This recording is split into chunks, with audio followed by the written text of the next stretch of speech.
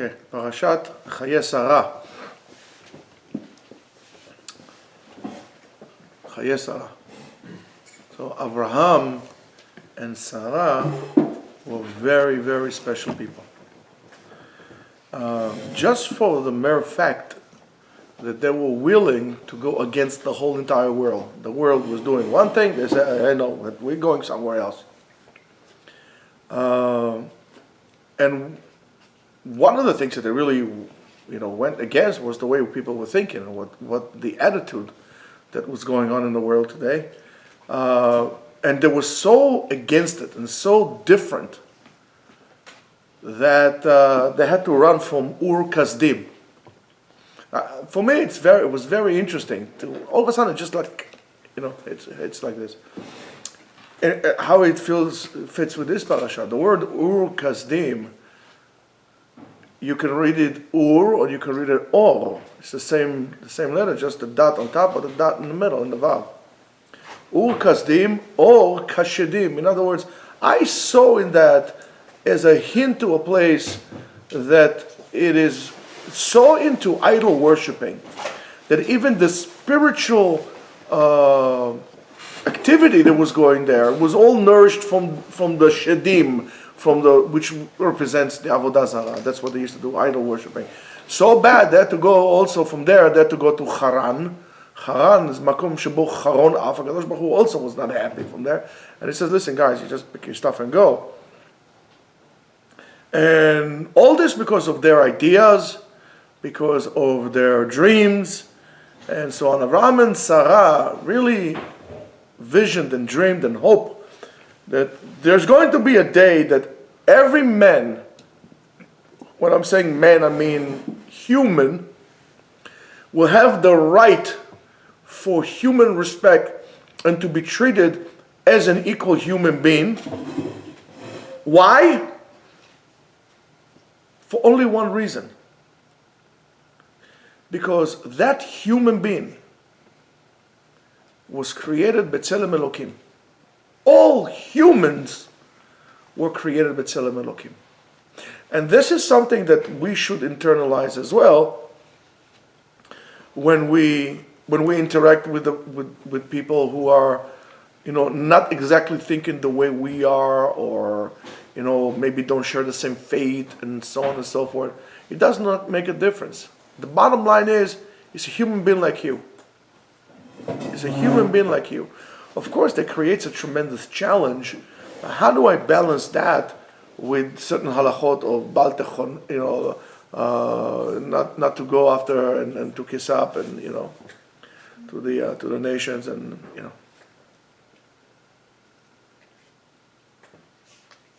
But if you think about it, maybe only today, it's like we're talking about almost over 3,000 years,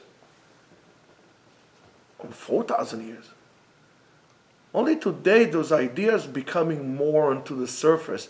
We understand, and even though many times we just talk, we're all equal, we respect to all, and so on and so forth. But the fact that more people talk about it, that's already good. Of course, it all comes down to Jews, we respect everybody. When it comes to Jews, spray the cockroaches, unfortunately. But, the world is getting somewhere, and that's all, believe me, all due to Abraham and Sarah. They're the one who initiated, first of all, what vision you had to have. What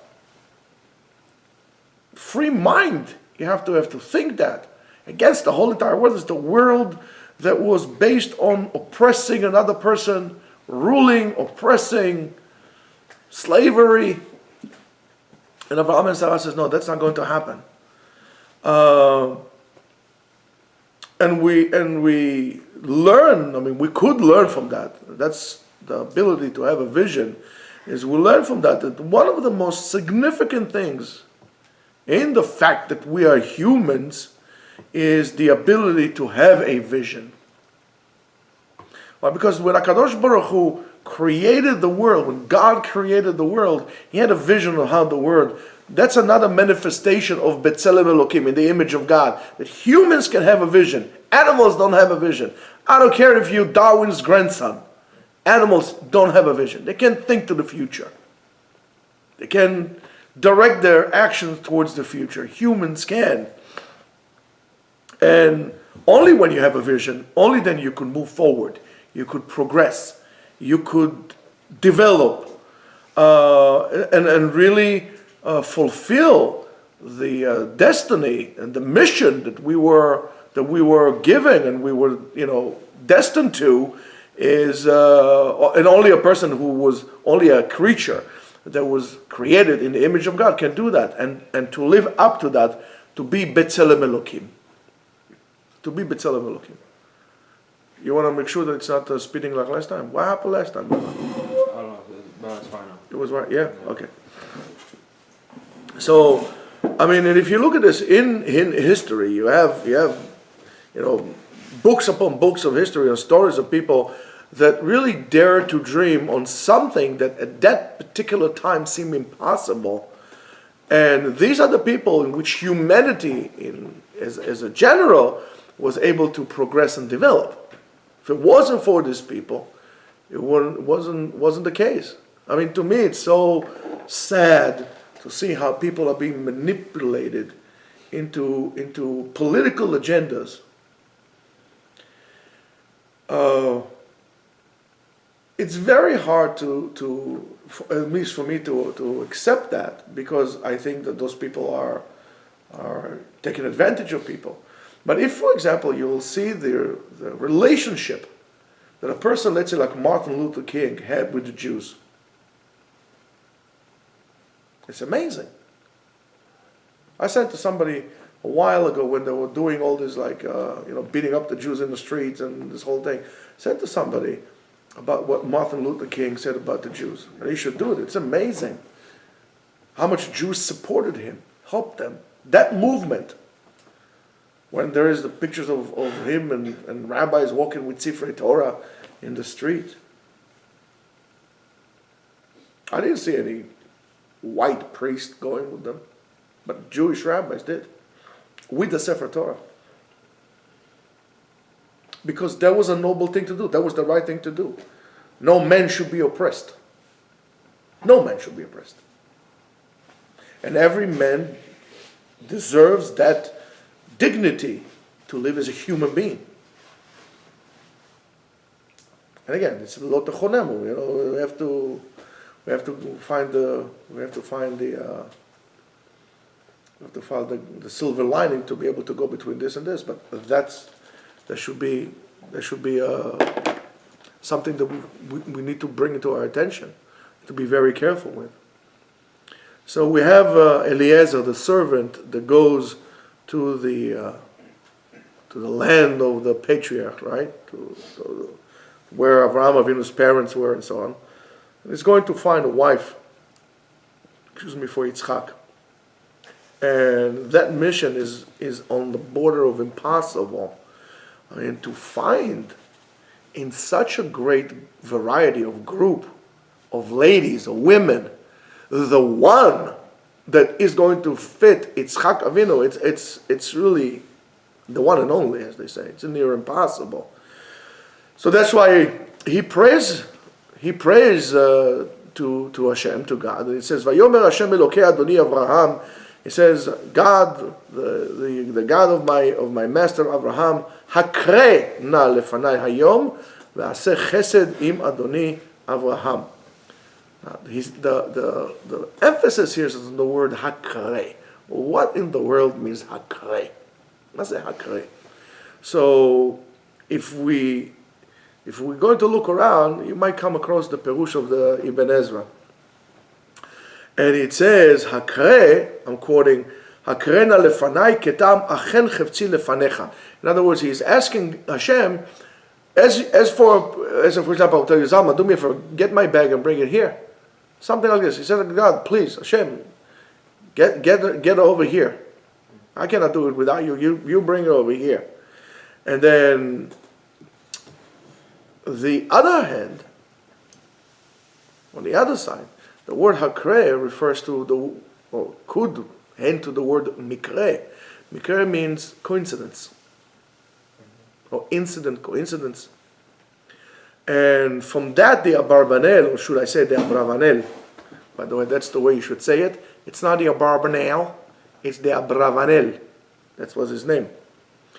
And he says in the Tfilah of Eliezer, Elokei Avraham, Akren Hayom Lefanecha, he says, Ki im samach ze ha'inyan lehashgachat Hashem.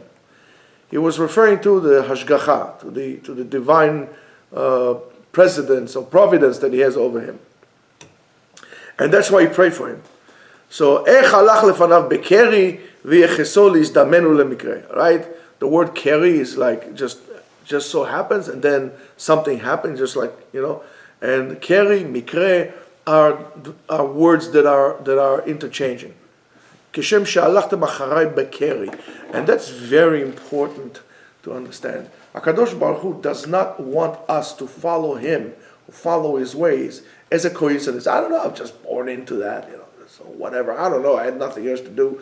I tried Buddhism, Hinduism, Shintoism,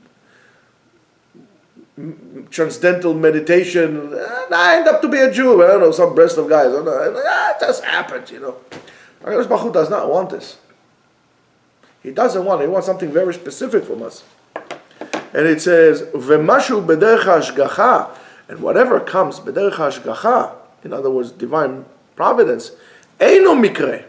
It's not coincidence. V'lo yizdamen. It's not just like it happens.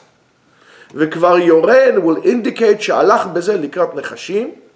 But he's trying to tell us that he was going to almost like a fortune tellers. ואמרו רבותינו, and Chazal said in Masechet Chulin, in Perek כל הבשר, you should know. כל נחש שאינו כאליעזר ערב אברהם ויונתן בן שאול אינו נחש. In other words, if you they were known in their ability to tell fortunes and so on. So that the Gemara in Masechet Chulin that Abravanel brings, Rashi explains this way: כל נחש שאינו סומך עליו ממש כאליעזר עבד אברהם, שאם תשקני אדבר בה, ואם לא, לא אדבר בה. In other words, he's asking for specific things. And if this happens, I know it's her. And if that does not happen, well, that's not her. I want simanim, I want hints. And Yonatan ben Shaul, im yomru aleinu alu ve'alinu. If they said, go up, then we'll go up. So Rashi refers to the continuation of the parasha after this hakrena lefanai, create a certain coincidence for me, and it says, it describes the whole entire thing, and the girl which would say, come and drink, I know that she's the one. And so what's wrong with this mikre, with incidents, coincidence, and so on and so forth? So coincidence is an open situation. And there are at least two opportunities. And the nachash, that condition that we're putting in, that thing is actually the condition. And now, if this will happen, I will do this, and if this will happen, I will do this. Why? The same thing as the nachash goes this way. The snake does not go straight. That's why nichush is like nachash. The snake does not go straight. The snake, walks in zigzag in order to go straight. It goes one time, it goes this way. If I'll do this, I'll go there. And if I'll do there, I'll go here. And the Torah does not like it at all. It's one of the worst things in the eyes of the Torah to act altogether. And it says, Ki ata ba'el ha'aretz, when you'll come upon the land in which God is giving to you, lo tilmad la'asot keto'avat hagoyim ahem. You're not going to do the abomination of the nations that are sitting there. Lo yimatzeh becha ma'avir beno v'ito va'esh. Don't throw your children into the fire, like they did. Kosem ksamim, doing magic.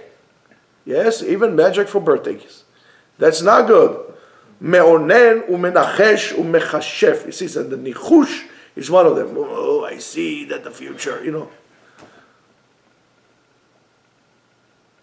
And it says, v'chover chever v'shoel or v'yedoni v'doresh al hametim, and all these things. Why? Ki to'avat Hashem kol oseh. That's an abomination in the eyes of God to do all these things. And because of those abominations, God is actually kicking those nations out of the land and is giving it to you. You're right. That's why now you understand why I despise those people that says, oh, they're going to be some old lady in the wedding. She's going to come with a lock and she's going to lock the thing. Nonsense. We don't believe in that. What? Some old lady has more power than God? That's nonsense. And you think, well, it does happen. I tell you, for sure it happens. Now you want to know how it happens? Who wants to know how it happens? How many of you want to know how it happens? When you open yourself to this kind of, let's call it energy, well, it'll stick to you. You remove yourself from the shadow of God into the abyss. That's what happens. And over there, there's no protection of God and guidance of God. Over there is dog eat dog, you know. You know, it's either you are a predator or you are prey. And the predators are only strong, and you are not strong. And that's what happens. If you go straight in the derech of Hashem, nothing can touch you. Nothing. Don't believe in that. It's nonsense. So the word menachesh over there, Rashi explains menachesh, pito nafla mipiv, right? All of a sudden his bread falls. Tzviv siko baderech, a deer jump into the, of course doesn't bang his car, right? Maklo nafal miyado, something happens. He says, that's a sign from God. Okay, it's going to be a good day, it's going to be a bad day, and so on and so forth. That's not the way of a Jew. And why do we go for this? Because it's human, for a person, it's very hard to stand in front of an open reality and something that is not set. Yes, we all talk about freedom, but we don't want it. Or at least most of us. When we're doing all these miracles and all these things, you know, I'm going to the fortune teller, you know, he's going to tell me what to do, that comes to close that open gap and it seals the worldview, right? So for example, if a deer comes and so on and so forth, this will happen and not something else. And that fortune telling, what we call nichush, is an effort to erase the open road, let's put it this way. I mean, in theory, we all love to drive in an open road with a nice vibrating V8, with the wind, no AC, with the wind down, just going down, driving like that, or on a nice, how about that, Indian motorcycle, right? With a nice leather jacket, driving like this, with your beard flying into the wonderful. We all liked it, but believe it or not, we feel more comfortable in a traffic jam on the LIE. We love traffic jams. Oh, we feel good. Safe. You're right, safe. Yes. We don't like ambiguity. I'm sorry, you're right. We don't like ambiguity. You're absolutely correct. We all say we want to be free, but whatever it is, and that's why when we cast our ballots when we cast the ballots in the election day or whatever it is, we always pick up the people that tell us we're going to give us freedom, but we all know they're going to take it away from us. They're going to tax us, and we love it, and we go crazy after those things. We don't want to be free. Regulation and so on and so forth. So therefore, because of that, so he says, if she's going to tell me, you drink and I'll give also to your camels, so that's the right one. And if she's not going to tell me that, so she's not. So that's begeder nichush. That's fortune telling. By that, Chachamim understood that, listen, Eliezer was a great person, but he wasn't Avraham Avinu. He had his some stains from Avodah Zarah still back then, And there is a really a substantial connection here between the condition that we are setting, or something that will happen, to what actually is that we want. So if the girl would say, drink and I'll give to you, and so on and so forth, so therefore drink and I'll give you camels, so therefore I learn from here that she is Isha Gomeret Chasadim, that she's a good woman and she likes kindness.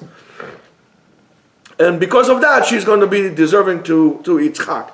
And because of that, in the eyes of the Gemara, because he closes this open gate that gives you an ability to choose, so that's Nachash. So of course, the question is, why is the Torah fighting that great war in fortune telling and so on and so forth, and anything like this that closes our opportunities? Why is that Torah? So maybe we can go into we can give three different answers for that. So the first answer would be, well, the world that is open, that is alive, that is vibrating, that is give you the sense of, that kind of world. There is a hint of anxiety in it. The unknown, of lack of security, and that's a world that there is room for it for God. That's a good word, right? A person needs protection, and he needs that survival position that would fit him the best, and that's exactly what the Torah wants him to do. He wants him to be able to continue, to grow, to survive. However, even if that dealing or that struggle with lack of security and rising anxiety is by referring to God, that also could make a person go away or separate the person further from God. Because the security and peacefulness close the door for somebody else. And that's why HaKadosh Baruch Hu tells us, I don't want the Rishaim, I don't want the wicked people to die. Eni chafetz b'mot harasha. I want him to change his ways. I don't want him to die. We have an enemy. We ask God, kill him. I'm referring to God. But that's not good. That's not good. The second answer is that world that we describe is the real world. And closing the opportunity will create an illusion of certainty, of lack of coincidence. And the reason of the Torah is that the person would live life, or truthful life, even if they're difficult. As long as you live truthful life, even though they're difficult. So, and the third answer would be, in a world that opportunities are closed, there's only one opportunity.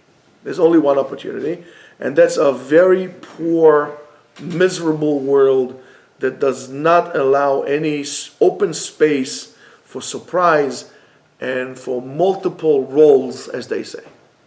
I don't want to go into role playing here, or to multiple personalities or whatever that is, but it's very simple. I mean, if you look at this way, if I'm going to ask Sam, define yourself. So you say, I don't know, I'm da da da da da. But to your father, you are his son. So when you are in interaction with your dad, you are his son. And to your brothers, you are a brother. And I don't want to say what you are for me, but and so on and so forth. Each interaction. But that's exactly what totalitarian regimes want you to do. Erase in the individuality where we all servants to the party. Usually the communists, Maoists, Marxists, that's exactly what to do. They want to make everybody the same. Even though I do not like the Pink Floyd, but it's just the same thing. You have kids going out on the conveyor belt, falling into the big grinder and come out and chop meat.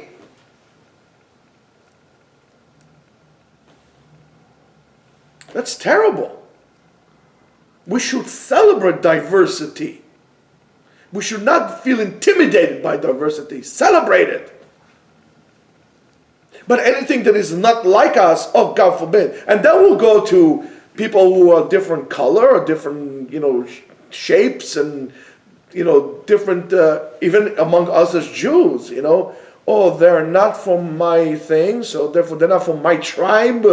I only want to marry people within my, close knit. And Sephardi would not marry Ashkenazi would not marry Sephardi.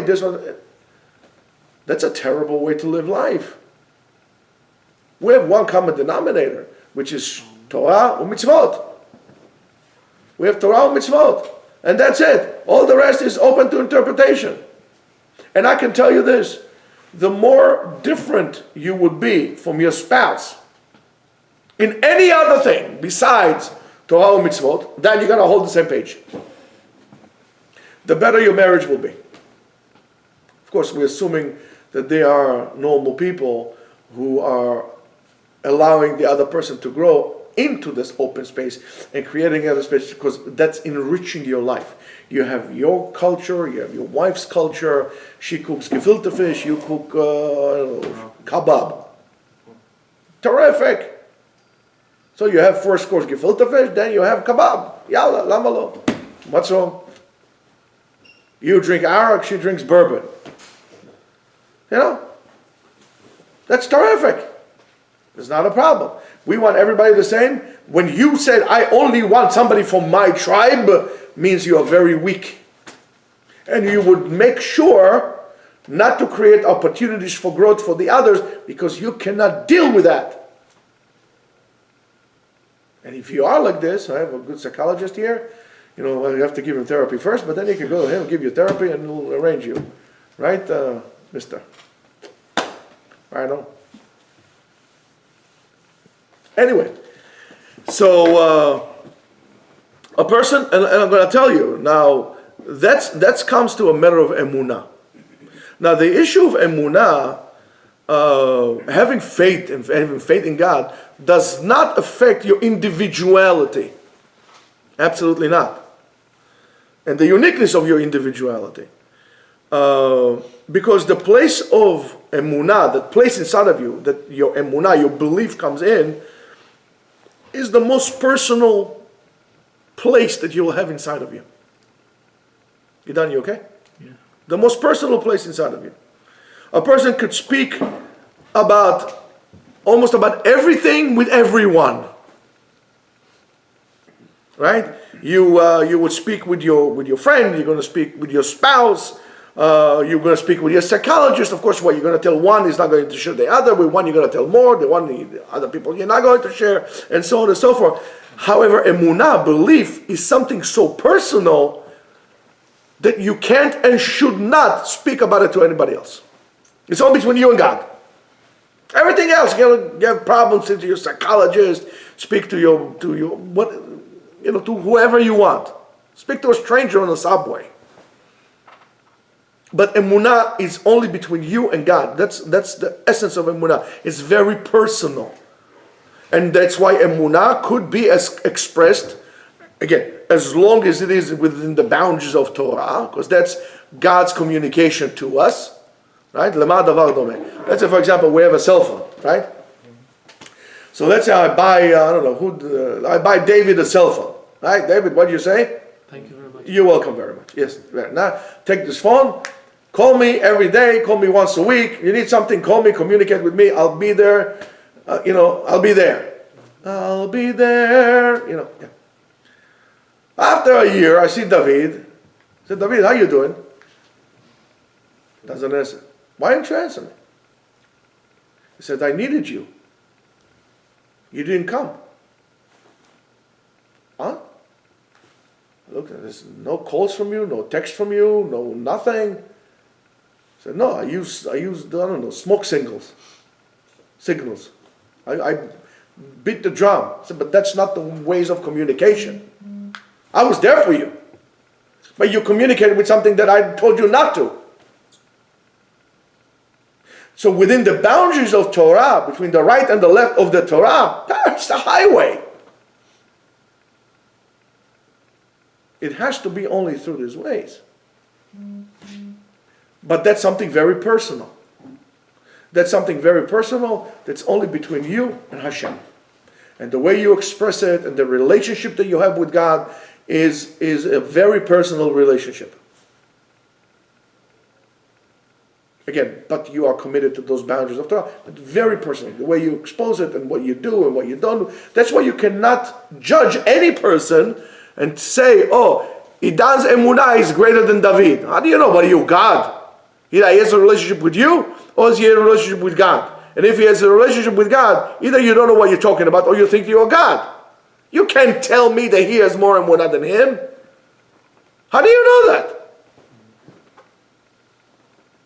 So, giving up or having emunah, having belief, is essential for your life.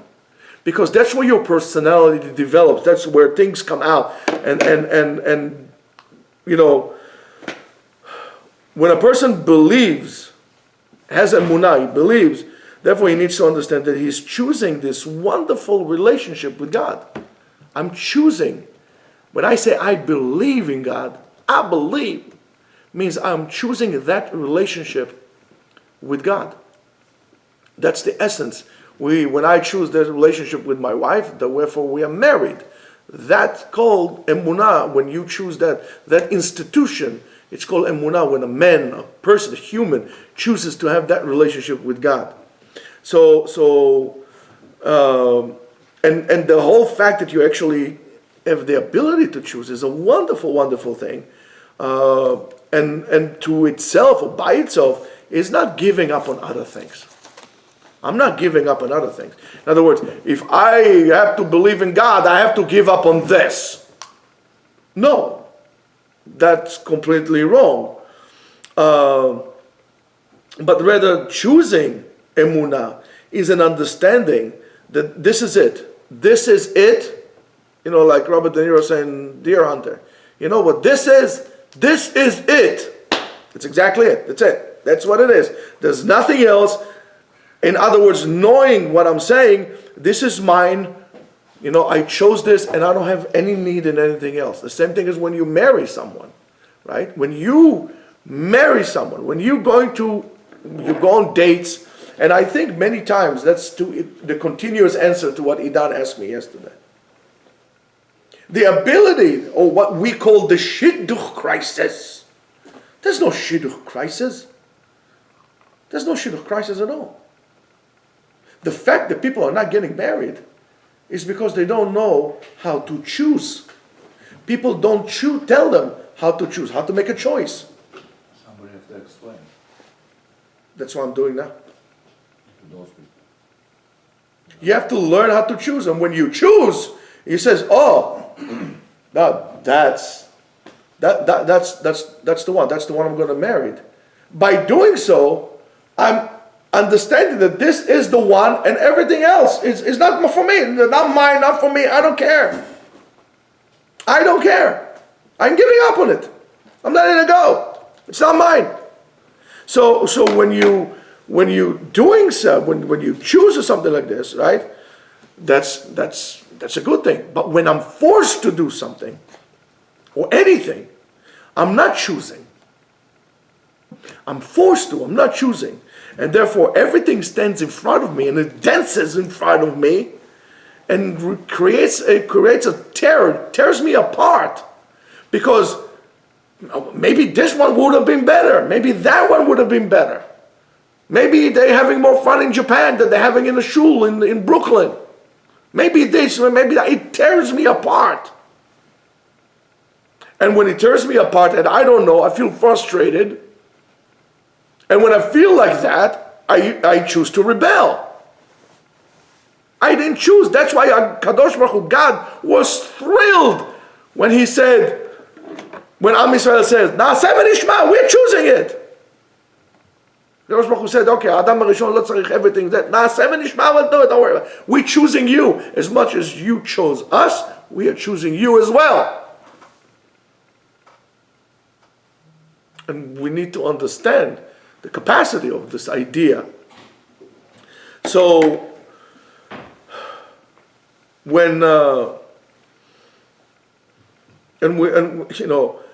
need to understand that in order to receive, you need to let go. You want to take something, you got to let go of something, and that's true to everything. That's true to everything in your life. Do you want something? You got to let go. What is it that you're willing to let go? You're not going to be able to have everything and have more. You have to let go of something. What are you going to let go?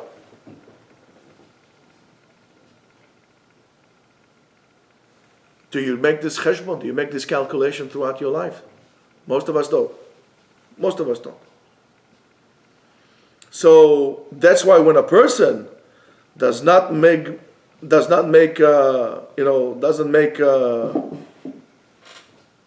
choose, and it just goes on without choosing, that letting go is going to come. It's going to arrive. That letting go is going to arrive. But at the end, it's going to arrive, and when it's going to arrive, it's not going to be good. It's not going to be good. Our life are always changing. Life is always changing. It says, the only thing that it stays constant, and it says in Sefer Malachi, Perek Gimel, Pasuk Vav. It says over there, Ani Hashem, I am God, Lo Shiniti, I don't change. Everything else changes. We are people who are put together from many, many pieces. Hashem is one unit, is not patched together, put together. HaKadosh Baruch Hu, Hashem, God, is an endless, simple light that is beyond our understanding to what this thing is. Simple, the most simple yet most unified light that shines and lights the whole entire world. And it doesn't make a difference what you're going to do all your life, or what you're going to do with yourself. Even if you're going to sit in a cave and meditate for 40 years, you're going to change. Not only are you going to change, the whole world around you is going to change. You're changing whether you like it or don't like it. So as the world changes, you're going to be a part of this change as well. And you see that things that happen in the world, we as people, we as Jews, we as a nation, we also change. And that's the whole concept of tikkun olam b'malchut shakai, of fixing the world in the kingdom of Hashem. It's not just fixing us. That's why we need to listen to the real changes that are out there, that are happening regardless of that. For example, if a person is successful in something, right? So what do most people do? Right? So what will most people do? Oh, I did something, I don't know, I wrote a song or I did a product and I'm very successful in that, right? So you're going to repeat your success, right? You're going to repeat the success. So let's say, for example, if you're a singer, so you're going to make the same songs that you sang before, same genre. And if you're an actor, you're going to do the same movies. You know, I remember years ago when I was young, Bob Dylan came to a show in Israel. And, you know, I was young and stupid. And I didn't understand. And Bob Dylan, I wanted Bob Dylan to sing, how many roads? I mean, he's done with this already, like, you know, before that.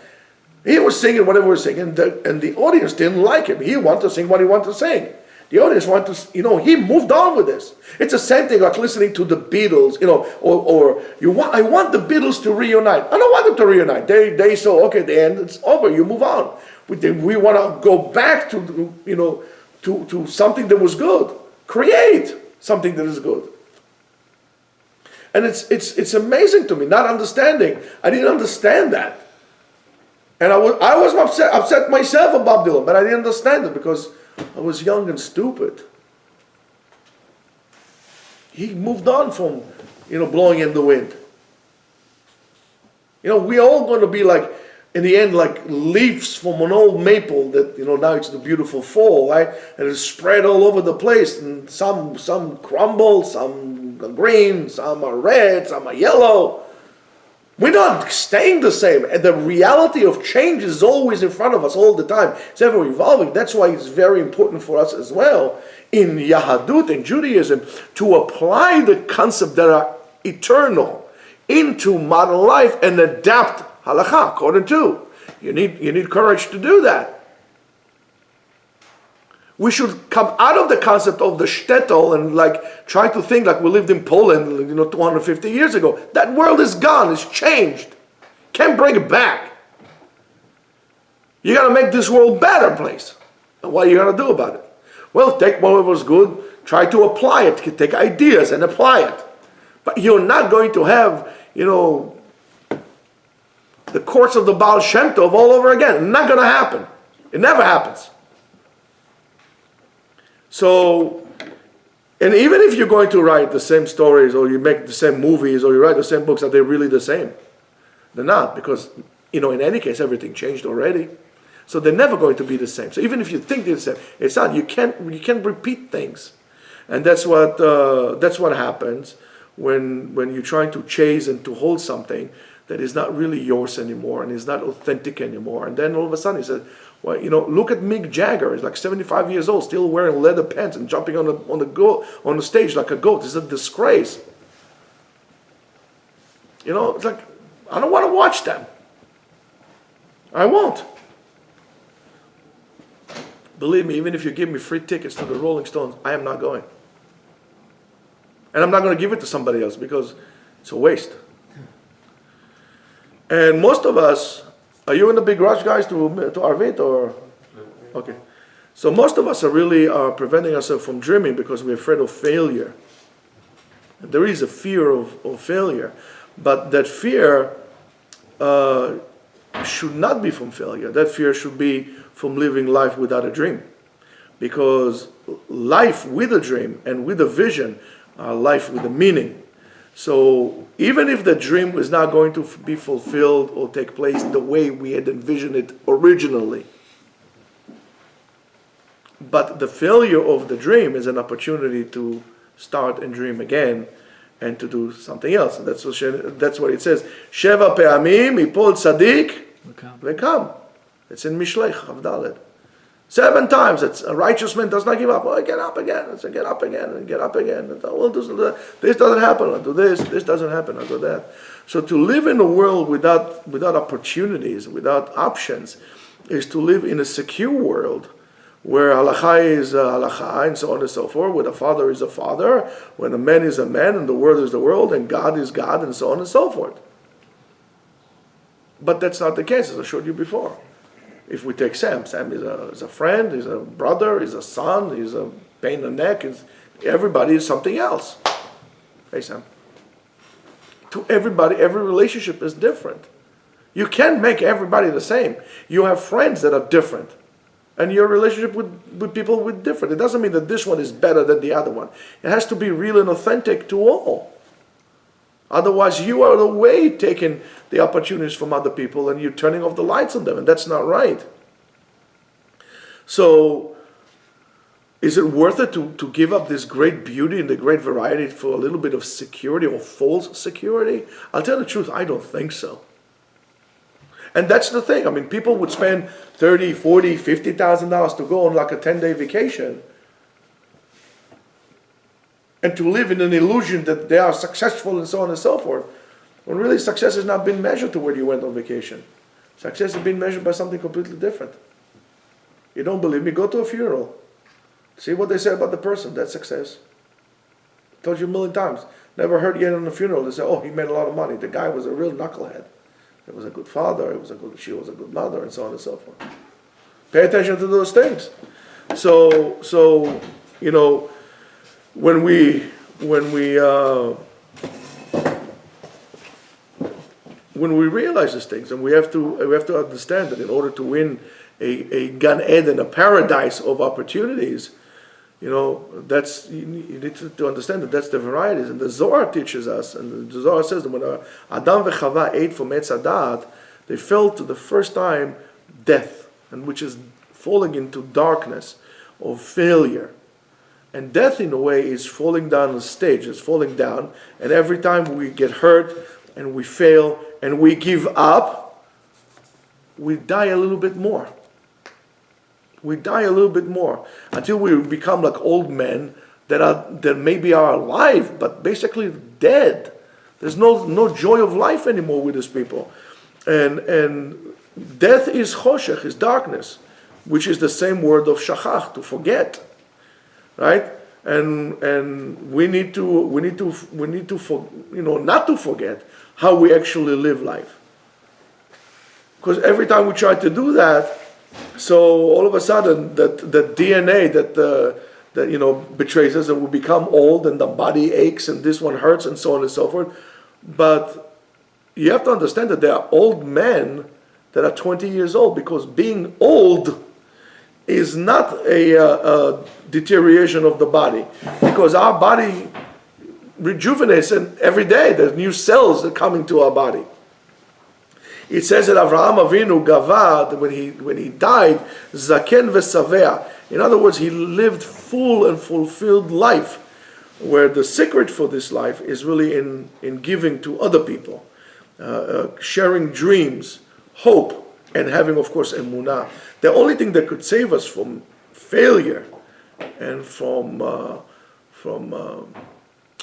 disappointment and would give us a feeling of eternity in every given moment is the fact that we need to understand, we need to move all the time, to grow, to observe, to try, to change, not to wait, not to freeze on a past, not to freeze and wait for the future, but to move all the time, to be in constant movement all the time.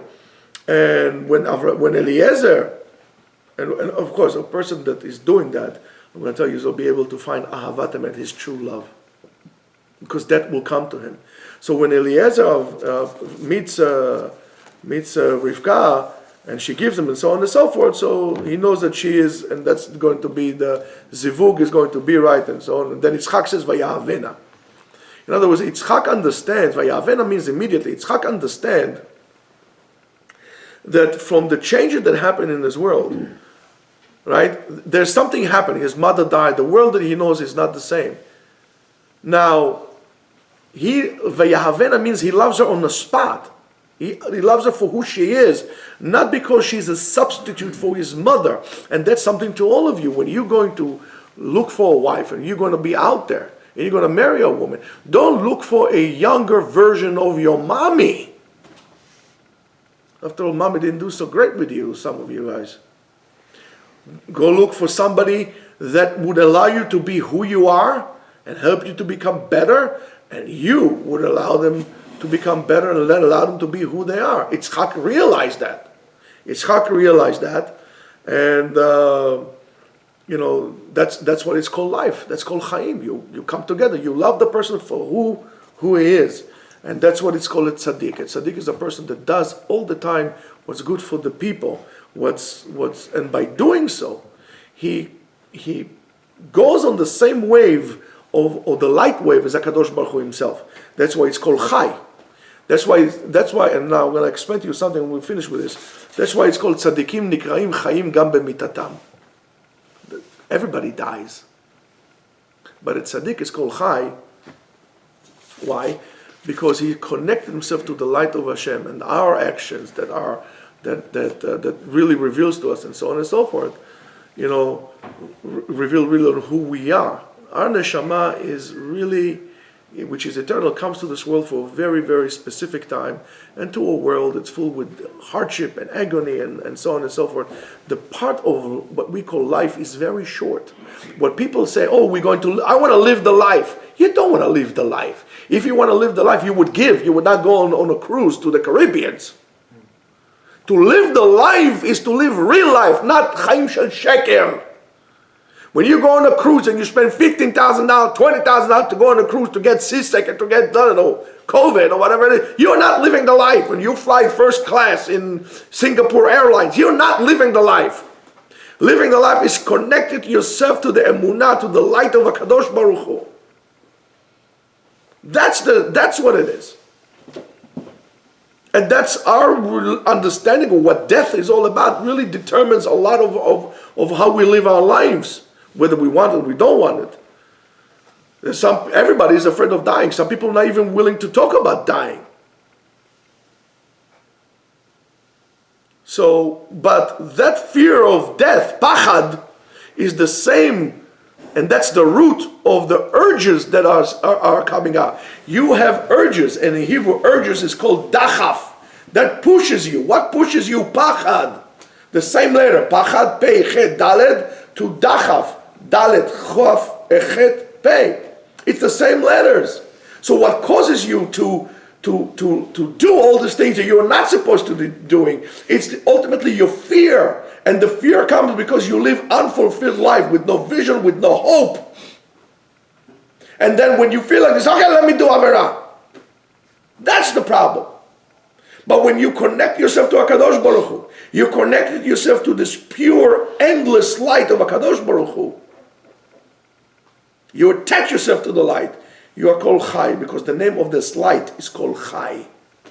And on that name, ואתם הדבקים בהשם אלוקיכם, חיים כולכם היום. That's the remez. You need to attach yourself. What should guide you is the actions of God. How would your actions will be in the eyes of HaKadosh Baruch Hu? What HaKadosh Baruch Hu does, you do. Give, share, create hope. Say the truth. And most important than that, live the truth. Shabbat Shalom.